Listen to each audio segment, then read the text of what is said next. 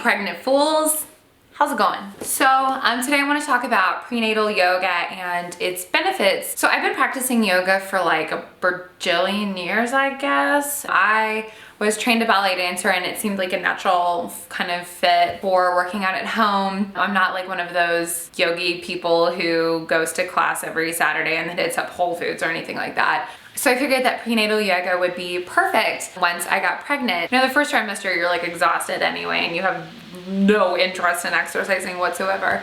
But once I felt up to it, I started back with a prenatal yoga practice. It's pretty low key. Like, I'll talk to you guys a little bit about exactly how I practice at the end of the video. So today I wanted to share some really interesting information about prenatal yoga that I recently read. I thought it was definitely worth sharing because you'll see why. I've been reading the book Expecting Better, which is essentially an economist analysis of pregnancy data. So it's an actual rational look at the dietary guidelines and the exercise guidelines and drugs and interventions and all of those things. The author takes a look at them and uses a pretty thorough and logical analysis to determine really what probably should be the actual recommendations. So I love it so far. I really recommend it, and I usually get a copy. So I was reading the chapter on exercise the other day because I had been told that exercising regularly can help the baby come a little early. Not like too early, but you know, like around 39 weeks, which would pretty much be ideal. You know, I don't want to like push it to the point where I'm worried about getting induced, or I'm just like humongous and I want to be induced. Like, I don't want to get to that point at all. Like, it's not good to get induced in my opinion, and I don't want to go there. So I figure that not only will it help the baby come a little bit earlier, but it will help reduce the difficulty of my labor and the length of my labor. So I started reading the chapter on exercise in the book, and it turns out there's not really any data that shows that exercise actually benefits you or the baby ultimately in labor and birth. But there's one exception there, and that is prenatal yoga, which I think everyone thinks, yes, of course prenatal yoga is good for you because everyone thinks yoga is good for you, period. And they're right. So pregnancy is no different. But there is actual data that shows that a prenatal yoga program can help reduce the length of your labor, can help reduce the discomfort of the last weeks of your pregnancy, and can reduce the pain in your labor. So sign me up. So there's a couple studies that the author uses to come to these conclusions, and the findings from these studies were really interesting. So what they did is they took a group of women and they were otherwise identical, and they gave half of them a prenatal yoga program to follow and the other half just went along as normal. So it wasn't like these are people who said they did yoga during their pregnancy, because those are the people who tend to eat healthier anyway and meditate and do all of that kind of stuff. The only difference in these studies was the prenatal yoga. So that makes it a really interesting study and kind of narrows down the variable that is actually making a change in the outcome. So the outcomes were a 2.5 hour reduction in labor. 2.5 hours less of labor, you guys. That's a lot. If I can have a shorter labor, I want it. A reduction in like 5% or so in discomfort in the last few weeks of pregnancy, which that's good. It's not like 2.5 hours of labor less, but it's good. The yoga group reported a lot less pain in labor. So not only were their labors shorter, but they were easier. Sounds damn good to me. So I'm gonna talk about why I think prenatal yoga is good for pregnancy and why it's resulting in these reductions in pain and labor. Number one, the actual poses. So I have already taken Bradley class to prepare for childbirth. And there's a few exercises that they ask you to do to prepare for the baby. And several of them are actually yoga poses and yoga moves, which is really interesting. So you have the squat, which is malasana, yoga squat, pelvic rocks, which you do in yoga all the time, the side lying relaxation pose, which is basically a prenatal shavasana. So other than Kegels and walking, what they tell you to do in preparation for birth anyway, is actually included in the yoga library of poses, and you will do these so many times in a prenatal practice. So it makes sense. It's like you're actually physically preparing your body for labor by doing these specific poses. Number 2, physical endurance and strength. So when you are doing, so you need strength in your lower half for labor and birth. And yoga, especially prenatal yoga, really helps develop this. There's a huge emphasis on like the warrior poses and that kind of stuff in prenatal classes.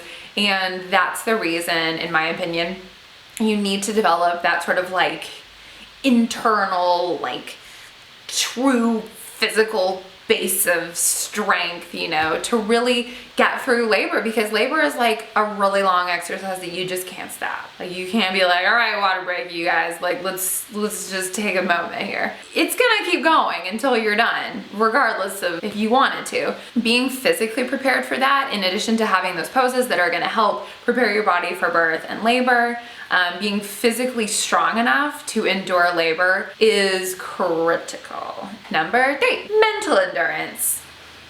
So when you're in those really long poses where you're like, please God, like end the pose now, lady, end it now. You develop a mental endurance that allows your mind to stay calm and kind of clear while you're pushing your body. And of course in prenatal yoga, you're like pushing it to the limits, but you're staying in a pose that you want to get out of, and your little like monkey brain or whatever they call it is telling you, oh, you should just get out of this pose, but you're deciding to stay in it. And that's part of the mental endurance that you definitely need during labor and birth. So that's a huge one. And in yoga, what I love is that it teaches you to stay relaxed and calm during sort of a physical challenge. Kind of empty the mind and let it be calm, despite what you want to be thinking about, which is, oh my God, I can't do this, I can't stay in this pose any longer, blah, blah, blah, blah, blah. If that's what's going on in your mind during labor and birth, like it's going to be much harder than it has to be. Number 4, calm and relaxation in general.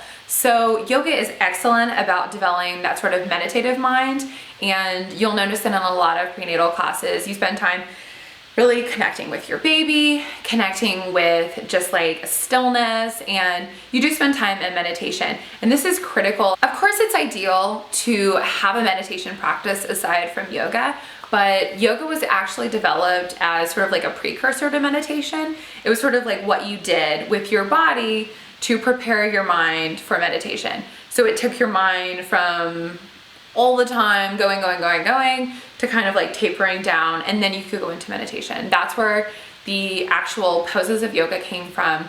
So so you can really develop a sense of relaxation and calm, and honestly a meditation practice through yoga. That's critical in my opinion. You know, if you can kind of like clear your mind and like rise above what is physically going in your body, you're off to a much better start in labor and birth. Number 5 is an awareness of your body. Yoga absolutely teaches you to be aware of your body. You have to be aware of where your hips are, where your shoulders are, if you're all in line. And it also teaches sort of like a higher level understanding and awareness of your body. And this to me is critical also in labor and delivery, because you're kind of understanding like where you are at a point in labor. You know, just being aware of what's going on and understanding all the purposes for these things. To me, that will be helpful in labor and delivery. So that's how I think that a prenatal yoga program can help reduce the length and pain of labor. So how do I practice? I know I should go to classes, but there's only one place in our town that teaches prenatal yoga, and it's like Sunday afternoons right before dinner. Part of what I love about yoga is that it's so flexible for my schedule. I work at home and I can just fit it in, whatever really works. So there are basically 3 ways that I practice. The first is something that I've been using for years and years, and I highly recommend. You can just absolutely go crazy with their free options, and that is yogadownload.com. They're audio and video classes that are also offered as podcasts, so you can find them in the iTunes podcast store. I'm not sure about Android because I'm a Mac person. But if you can't find them on your podcast app, then you can go to yogadownload.com and download them that way. They also come with a pose guide, so if you're new to yoga, you can kind of follow along with that. I love their classes. It's like you find an instructor that you really like and you can go on their website and download more classes that are longer or different or whatever. So they have 2 prenatal classes that are free, and one of them is a vinyasa. So it's a little more fast paced, it's a little more challenging physically. And then there is a hatha class, which is basically stretching yoga. And I go between those 2 all the time. So they're like 20-minute classes. I highly recommend them. The second way that I practice is actually with Daily Burn. So they offered it free for 30 days, and that was like many days ago. So they actually have an entire prenatal yoga track, and it goes from first trimester to third trimester all the way to postnatal. So you can like do yoga with your little baby. It's so cute.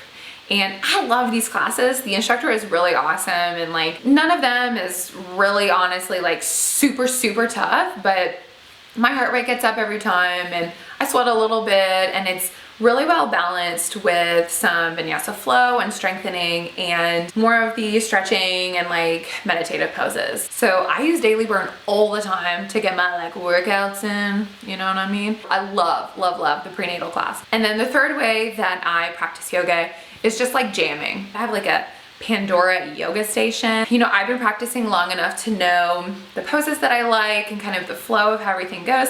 So if you've been practicing for a while, after you do a few prenatal classes, you'll kind of get a feel for like the poses that you're using and how like a flow should go, and you can kind of just jam with it. If you're new to yoga, it's going to be a little bit harder. You're practicing a few times a week, you'll get to the point where you know the poses that you're going to do, and you can just go kind of like jam on the mat. In addition to that, this isn't something I use like super frequently, but I use it as like research for my yoga jam sessions, articles, and links on Pinterest that I just Google like prenatal yoga poses or prenatal yoga sequence, and look at sort of how they're putting classes together and which poses they recommend for a prenatal practice, and I just add those to my personal practice. So I hope this informed you guys a little bit on the benefits of prenatal yoga, and I'm gonna make another video to talk about my favorite prenatal yoga poses. So let me know, are you guys exercising during your pregnancy? Are you doing yoga? And if you're doing yoga,